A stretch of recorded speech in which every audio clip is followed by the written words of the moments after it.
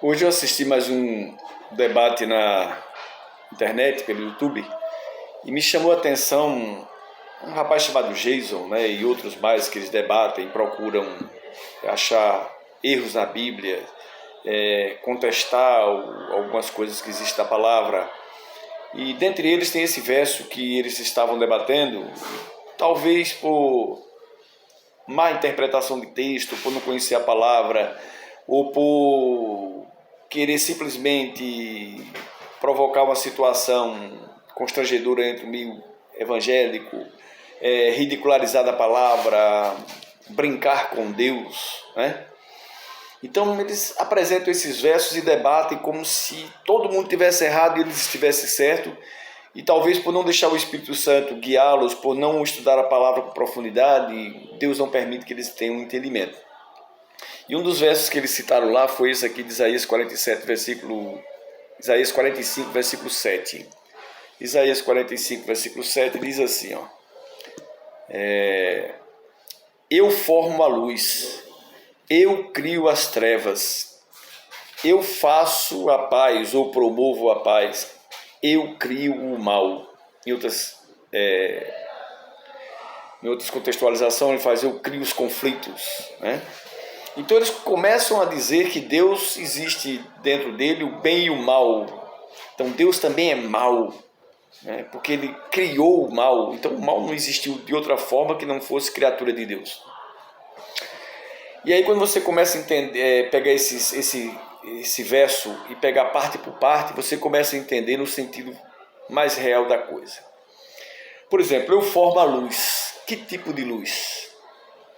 Quando eu vou para João 8, versículo 12, João 8, versículo 12, diz assim, 8, versículo 12, eu sou a luz do mundo. Então Deus diz, eu sou a luz do mundo. Então ele não tem luz, ele é luz. Ele não criou a luz veio da própria existência dele, a glória dele. Então quando diz eu formo a luz, que luz ele forma? Porque a luz que tem nele é dele. Mas quando você pega Gênesis 1, versículo 3, Gênesis 1, versículo 3, ele diz assim, a terra era sem forma e vazia, havia trevas sobre a face do abismo, e o Espírito de Deus movia sobre as águas. Então Deus disse, haja luz. Então era tudo escuridão, um planetinha formado sem nenhuma luminosidade, mas Deus disse, haja luz. Que luz apareceu naquele momento se não existiam os astros? A presença de Deus, faça-se na minha presença a aparecer tudo, ser notável tudo, para que a partir daqui nós comecemos a criação. Então a presença de Deus e a glória de Deus era aquela luz que estava ali presente, porque mais tarde ele criou os astros, né? E os astros não têm luz própria, foi criada ou dada pelo Criador para eles, e alguns têm luz própria porque foi dada do Criador, e outros são reflexos daquilo que também são dos astros, como por exemplo a Lua, que é um satélite que recebe a luminosidade da Terra. Então, quando eu pego também Apocalipse 21, 23, Apocalipse 21, versículo 23, lá diz assim, a cidade não precisa do sol nem da lua para lhe dar claridade, pois a glória de Deus a iluminará. Então, a nova Jerusalém, a terra, o céu para onde nós vamos, ele diz que não precisa de luminária, porque a glória do Senhor resplandece sobre toda ela, a glória do Senhor. Então isso é uma luz que vem de Deus. Então ele diz, eu formo a luz vem de mim, eu distribuo ela onde eu quero. Se eu vou criar alguma coisa e estar na escuridão, a minha presença se faz ela notória, e a partir dali eu posso trabalhar os elementos, como fez com a Terra, e criando astros para que possa continuar com essa luminosidade que foi dada pelo Criador.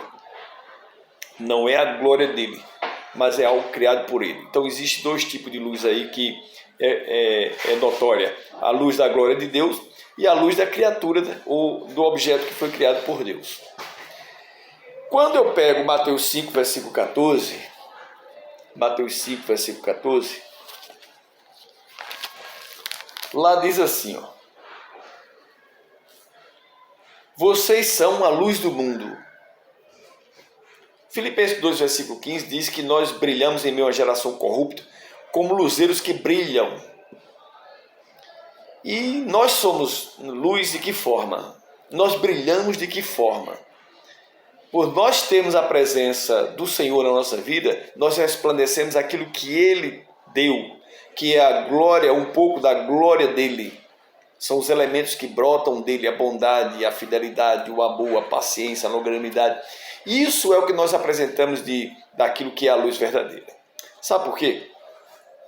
Porque lá em João 3, versículo 19 a 21, João 3, versículo 19 a 21, diz assim: a condenação é esta: a luz veio ao mundo. Que luz veio ao mundo? Jesus disse: eu sou a luz do mundo. Então, quando ele diz que a luz veio ao mundo, Jesus veio ao mundo, mas os homens amaram mais as trevas. Que trevas são essas? Não havia escuridão. Mas ele, rejeitando a luz, automaticamente se tornam trevas, porque vão produzir aquilo que são da escuridão. São das trevas, né? Ou filhos daquele que produz as trevas. Os homens amaram mais as trevas do que a luz, porque as obras eram más. Pois todo aquele que pratica o mal detesta a luz e não se aproxima da luz, para que as suas obras sejam reprovadas. Então, quando Deus criou um anjo chamado Lúcifer, e ele tinha a glória que vinha de Deus e não glória própria, e ele se achou na petulância de ser grande ou usurpar o trono de Deus, nessa batalha ele foi expulso do céu. E ele perdeu aquela glória, aquela aparência, aquela beleza, aquela majestade que vinha do seu Criador. E ele foi expulso para onde? Lá em 2 Pedro, capítulo 2, versículo 4, ele diz assim: pois Deus não poupou anjos quando pecaram, a rebelião no céu de Lúcifer e os seus anjos, quando pecaram, mas lançando-os no inferno, prendeu-os com correntes de escuridão, reservando-os para o juízo. Escuridão ou trevas, ou aprisionado num setor, você não tem permissão mais de estar em contato com a luz. Você não tem mais permissão de estar em contato com o seu Criador. E você eventualmente perdeu todas as características que tinha do seu Criador.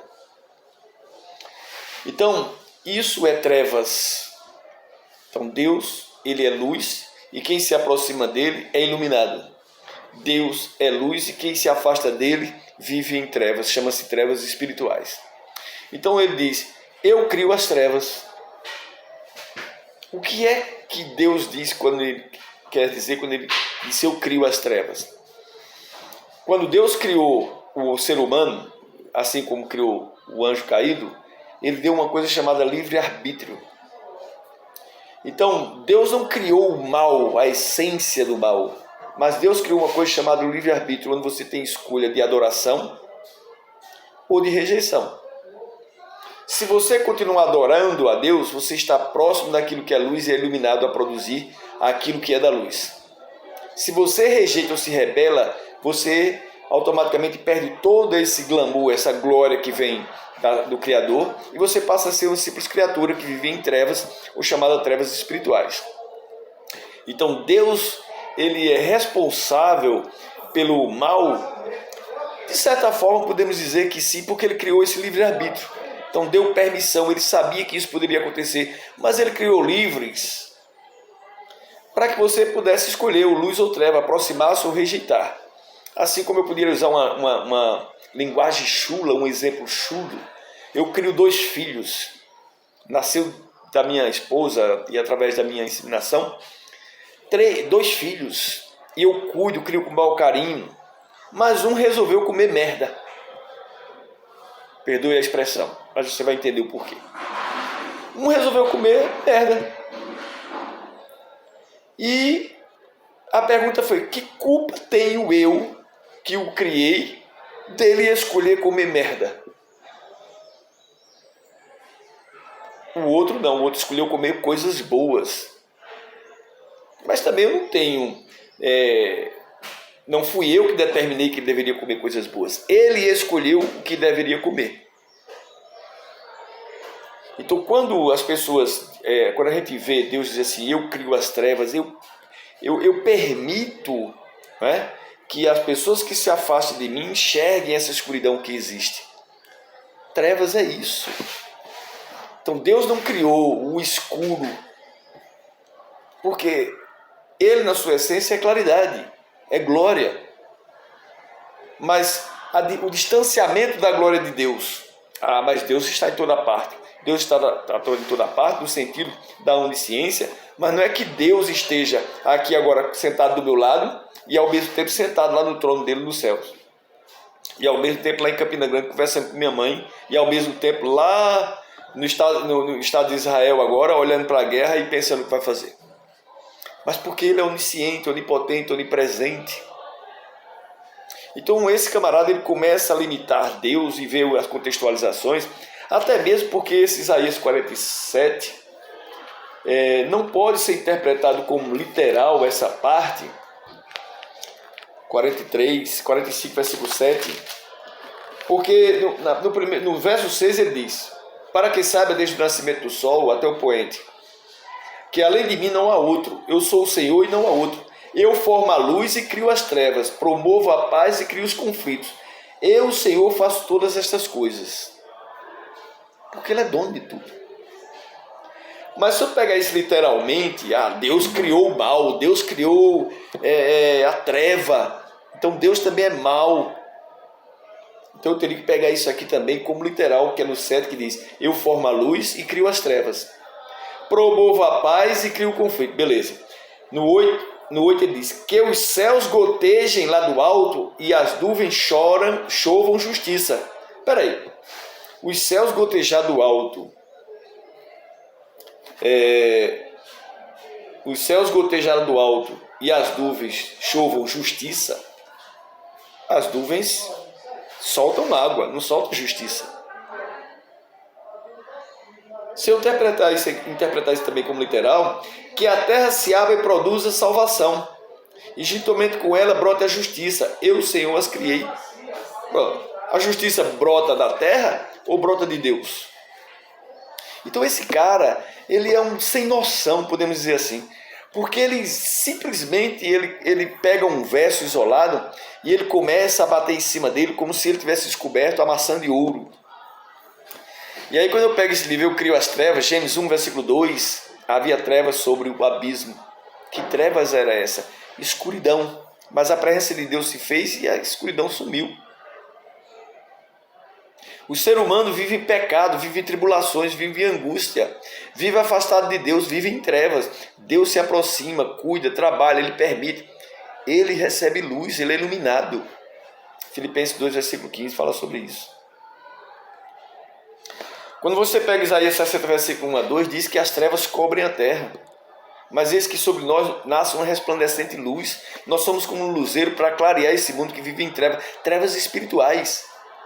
Porque o mesmo que foi expulso para o inferno, que não é o inferno esse que vive queimando, atormentando as pessoas, mas é o lugar onde vive Satanás e os seus anjos, reservado para o dia do juízo e em escuridão espiritual.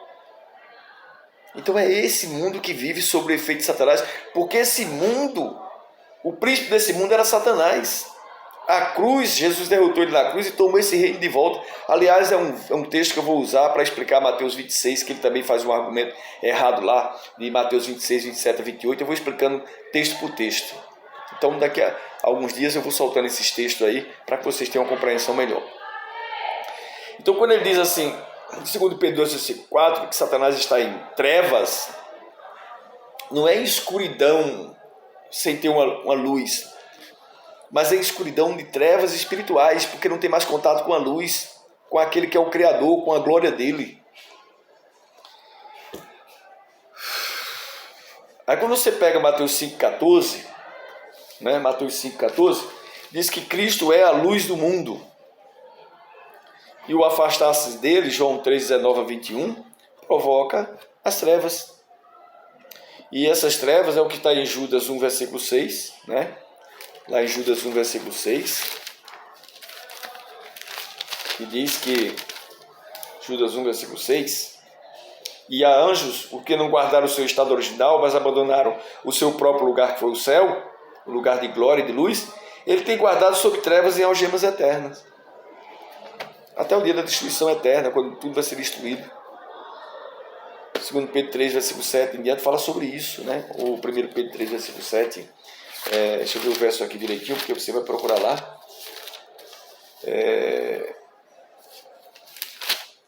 1 Pedro 3, versículo 7. Não, 2 Pedro. 2 Pedro 3, versículo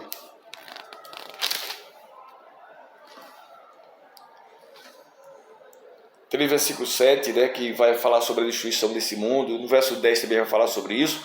E vai ser restaurado como era no princípio. Então, quando ele diz, eu faço a paz, ele criou a paz. Mas a paz que você crê não é a paz dele que ele tem. Deus nada pode tirar a paz dele. Mas nós, por sermos criaturas, por exemplo, Lúcifer, quando caiu, ele perdeu a paz que ele tinha. Davi, quando pecou com Batseba, no Salmo 91, ele disse, restitui-me a alegria da salvação. Ele perdeu a paz. Então, quando eu quero essa paz, Isaías 1, versículo 18 diz, vinde, vamos conversar, arrazoemos, ainda que o vosso pecado seja vermelho como carmesim, se tornarão branco como a lã. Ou seja, eu devolvo a alegria para você, eu devolvo a paz para você, eu restauro você. Isso é Deus criando paz em meio ao caos. Lá em Salmo 119, versículo 165, diz, grande paz tem os que amam a tua lei. Então, os que vivem em conformidade com os mandamentos de Deus, não tem gente batendo na porta para cobrar, para chatear, para encher o saco. Por quê? Porque ele vive na presença de Deus fazendo o que é certo. Então, ele não tem medo de nada, porque ele vive em paz. Lá em João 14, 27... João 14, 27, ele diz assim, ó, deixo com vocês a paz, a minha paz lhes dou, não lhes dou a paz como o mundo dá. Então eu deixo a vocês a minha paz, não é que o mundo dá. Essa paz que o mundo dá é resolver um problema, agora eu estou em paz, mas depois volta a ter novos problemas. É como a samaritana, a água que eu lhe der jamais você terá sede. Então o que ele quer lhe dar é eternidade, é uma vida plena, é um céu, é uma eternidade, onde não haverá mais problemas. Então quando ele diz eu crio o mal, ele não diz que cria a maldade, mas por ele ter dado o livre-arbítrio, ele deu permissão para que as pessoas escolham entre o bem e o mal, e as pessoas fazem escolha entre o mal ou o bem. Então quem cria o mal em execução, de fato, são as escolhas que as pessoas fazem. Mas Deus criou o ser, Lúcifer, que teve o livre-arbítrio e escolheu o mal. Então Deus foi quem criou Lúcifer. E Lúcifer desenvolveu o mal. Mas Deus não criou o mal, Deus não criou a maldade. Não permitiu que as pessoas fossem perversas vivendo nele. Isso é fruto de escolhas. Isso é uma má interpretação de texto. Eu acho até que deveria fazer... Tenho algumas aulas de português sobre interpretação de texto, porque aí já é criancice demais e ignorância. Então que você possa estudar mais a palavra, que Deus possa lhe dar inteligência e sabedoria.